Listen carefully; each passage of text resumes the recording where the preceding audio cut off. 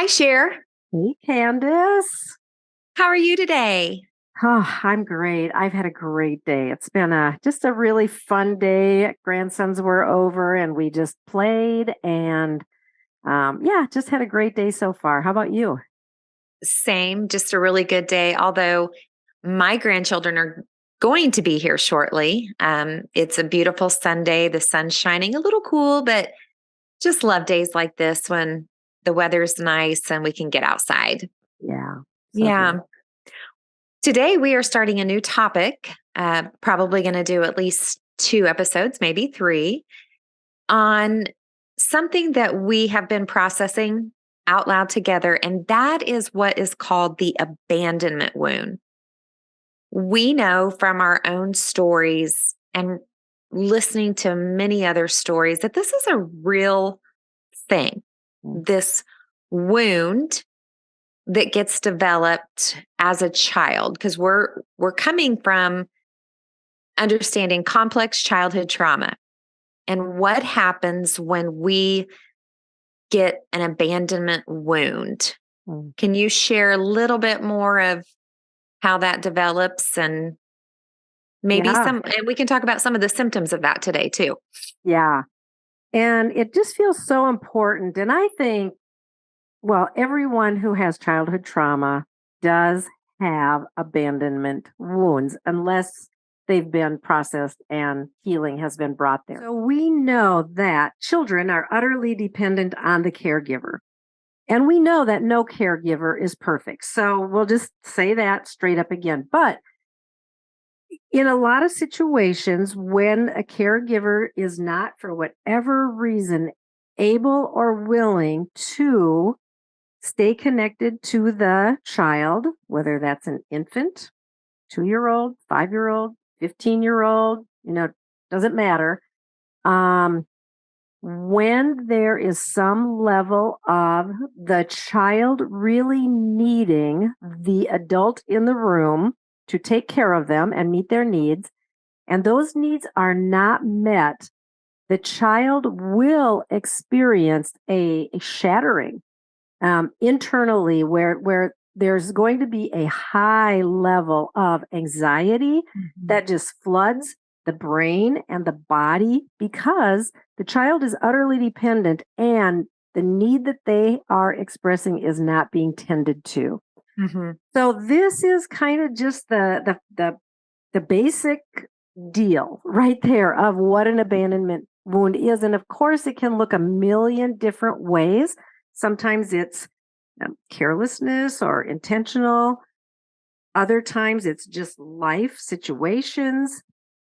Other times it's completely unavoidable. Mm. And it can happen, when a parent isn't even intending it, such as like if a parent is hospitalized or Right.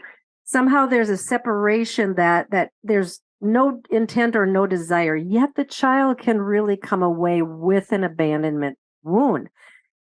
And then, of course, if there's death or a divorce that takes place where the parent is just gone in a significant way that where they really were there previously.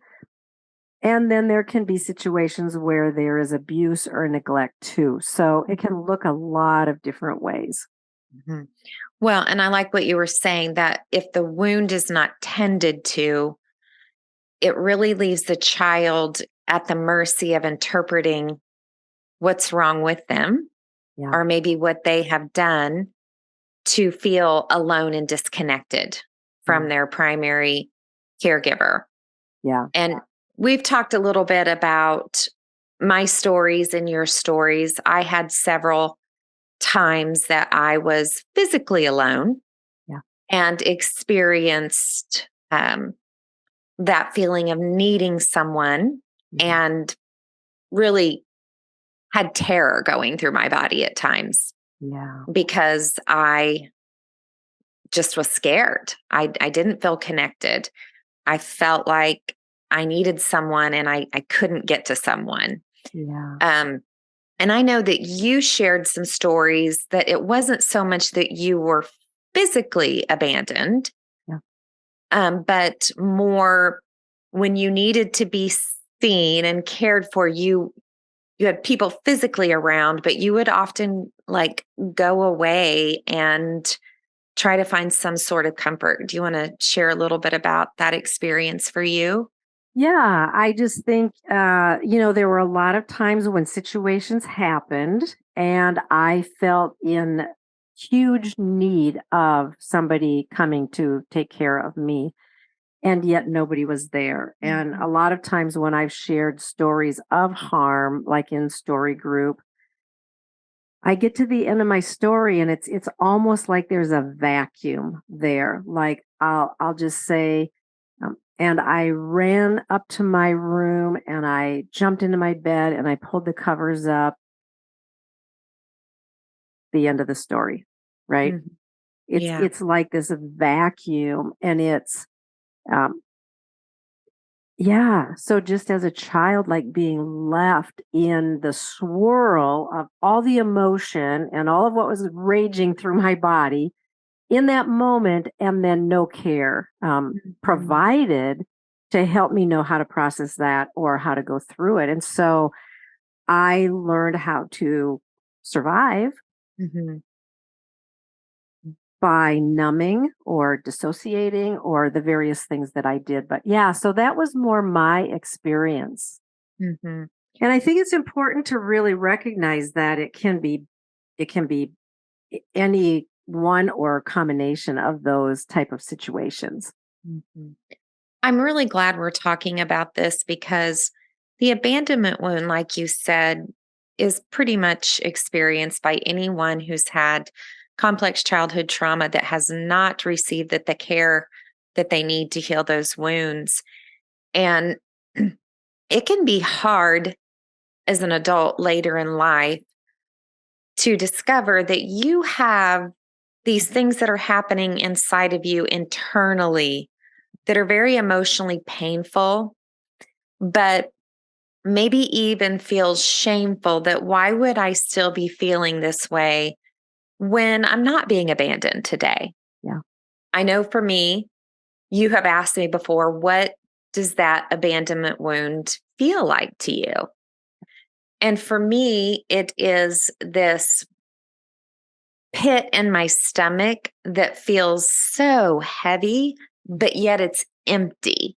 Mm, And it is the message that impending doom is coming. mhm. You are going to be left alone. Yeah. You are going to lose connection. Mm, And it's an awful feeling. And it's also the very feeling that drove me in my, especially my teen years, to begin to cope and to numb.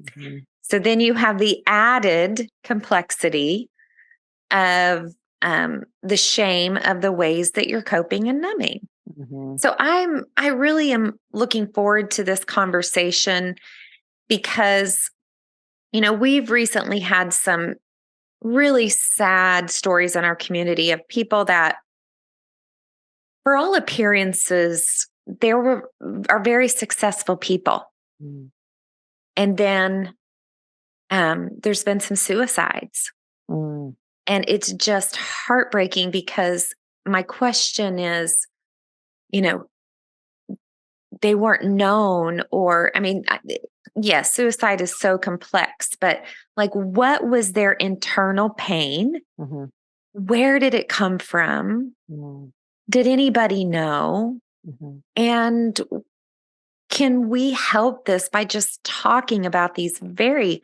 hard topics as successful adults? Yeah. It's so important. And I think because we do become expert at hiding our Mm, pain and not letting the world or even the closest people around us really see. And I think for me, one of the struggles that I have experienced as a result of my abandonment wound is deep levels of insecurity that I have lived with my whole life. And just that feeling of being unworthy to have my needs met, so I don't even voice them, unworthy to truly be loved, so I don't trust, even if people would come toward me with love. A lot of times I just did not trust them. And just struggling with this constant feeling of insecurity. And Mm. the question that I think I have just asked over and over deep inside is, what is wrong with me? Yeah. And I don't think the people in my world that were even close to me have had a clue how big this has been for me. And while I recognized that it was important and very prevalent and kept coming up over and over, I mean, in my relationship with people, also in my relationship, I will say, with God, of just feeling always very insecure and very distant, Mm. and unable to really have that sense of security in any relationship.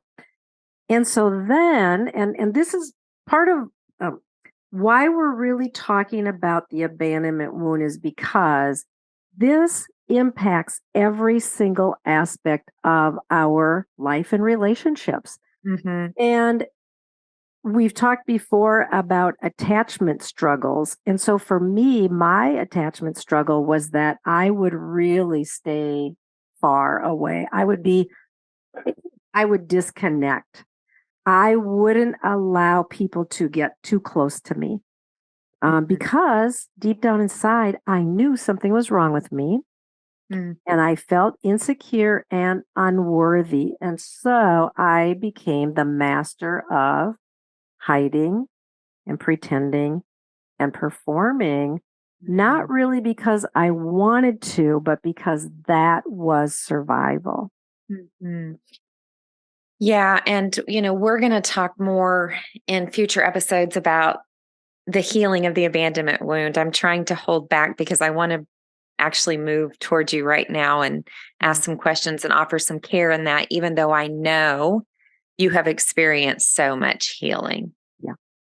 I know for me, when I look at the abandonment wound and the shattering that occurred for me as a little girl, I developed a more fearful, avoidant attachment style where I crave and move toward connection and can experience the anxious side of connection to make sure I can keep someone connected to me, however that looks.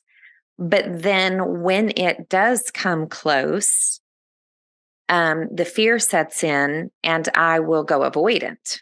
Mhm. And so it is definitely an attachment wound that can be healed, but it takes so much time and it really takes so much self awareness. Mhm. So I often, when I feel that similar feeling, that pit, I slow down now and just get a sense of where I'm at, what's going on in my body, what messages are coming, um, being able to, uh, ask myself, am I truly being abandoned? And I'm not now. Yeah. And, having that secure relationship with God that He can contain and hold all of my moving towards, moving away, and truly providing that secure connection for me in my spiritual life. The abandonment wound can also show up in reenactments, reenactment patterns. We've done a few episodes on reenactments, and there is this sense that when we are in relationship, that we actually kind of we're expecting to be abandoned, or we self sabotage, and because we're trying to close that loop, we're trying to resolve those feelings of abandonment. Mhm. And so it's important to be able to recognize that those reenactment patterns are real, they're painful, but we need so much curiosity and compassion and kindness from those who can really stay with us as we get out of those patterns.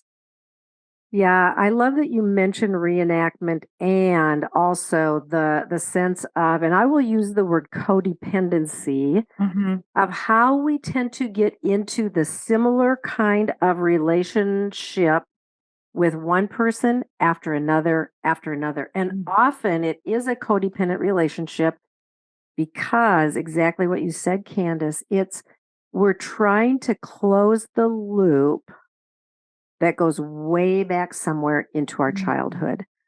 And this is why story work again is so important because if we can go back and start to do some investigating with gentleness and curiosity and take a look at what are the stories that are there where I did experience some Mhm. level of abandonment Mhm. and to be able to write them out and to be able to look at it and really look at the particularities and then to start to take a look at how has the scenario that happened there, not the same thing of course, but the Right. dynamics of that scenario, how has that been replayed over and over and over throughout life. And I know for myself a million times. Mhm.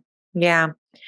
What a what a gift it is, right? When we find someone in life that sees us in Mm, these patterns.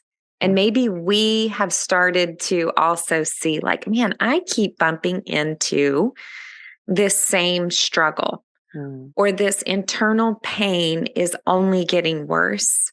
yeah. And then we meet someone that sees us and says, I see where you're at. And I really want to just ask you some questions. Yeah. It's life changing. It was life changing for you. It's been life changing for me. Yeah. And now we get to hold that space for other people that we see and that we move towards. And we can hold and contain the complexity of, I want to name it again. And this is true for men, but Mm, I want to name it for women that are in their 40s and 50s and 60s. And you're wondering, why in the hell mm, am I still in this battle? yeah.